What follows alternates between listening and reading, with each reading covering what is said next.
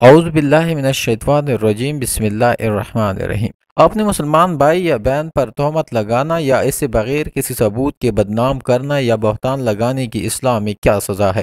پیارے دوستو، غسل کے دوران مدینہ کی ایک عورت نے مردہ عورت کی ران پر ہاتھ رکھتے ہوئے کیا بہتان لگایا اور اسے کیا سزا ملی؟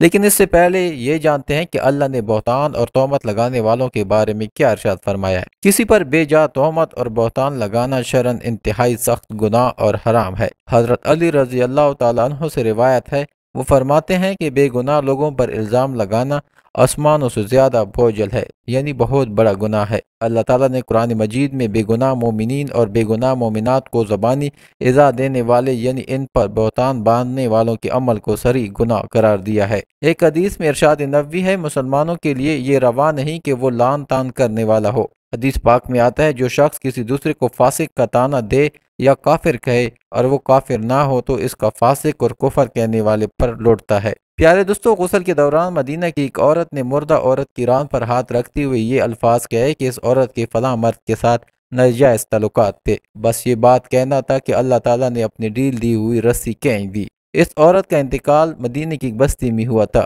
اور غسل کے دوران جو ہی غسل دینے والی عورت نے مندرجہ بالا الفاظ کہے تو اس کا ہاتھ میت کی ران کے ساتھ چپک گیا۔ چپکنے کی قوت اس قدر تھی کہ وہ عورت اپنا ہاتھ کھینچتی تو میت گھسیٹتی تھی مگر ہاتھ نہ چھوٹتا تھا۔ جنازے کا وقت قریب آ رہا تھا، اس کا ہاتھ میت کے ساتھ چپک چکا تھا اور بے حد کوشش کے باوجود جدا نہیں ہو رہا تھا۔ تمام عورتوں نے اس کے ہاتھ کو پکڑ کر کھینچا، مروڑا، غرض جو ممکن تھا کیا، مگر سب بے سود رہا۔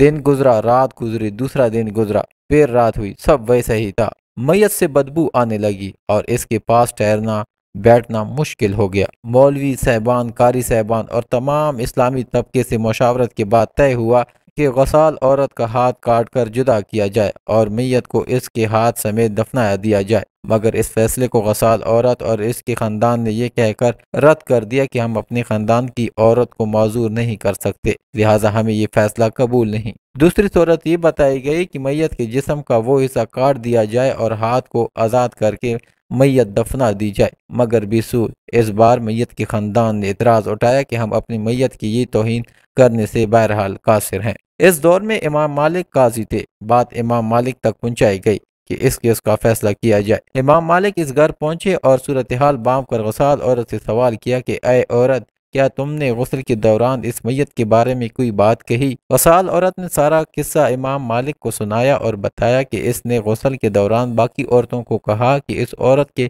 فلاں مرد کے ساتھ ناجائز تعلقات تھے۔ امام مالک رحمۃ اللہ علیہ نے سوال کیا، کیا تمہارے پاس اس الزام کو ثابت کرنے کے لیے گواہ موجود ہے؟ عورت نے جواب دیا کہ اس کے پاس کوئی گواہ موجود نہیں۔ امام مالک نے پھر پوچھا، کیا اس عورت نے اپنی زندگی میں تم سے اس بات کا تذکرہ کیا؟ جواب آیا نہیں۔ امام مالک نے فوری حکم صادر کیا کہ اس غسال عورت نے چونکہ میت پر تہمت لگائی لہٰذا اس کو حد مقررہ کے مطابق 80 کوڑے لگائے جائیں۔ حکم کی تعمیل کی گئی اور 70 بھی نہیں، 75 بھی نہیں، 79 بھی نہیں، پورے 80 کوڑے مارنے کے بعد اس عورت کا ہاتھ میت سے الگ ہوا۔ پیارے دوستو، مسلمان پر بہتان باندھنے یا اس پر بے بنیاد الزامات لگانے پر بڑی وعیدیں آئی ہیں، اس لیے اس عمل سے باز آنا چاہیے اور جس پر تہمت لگائی جائے اس سے معافی مانگنی چاہیے تاکہ آخرت میں گرفت نہ ہو۔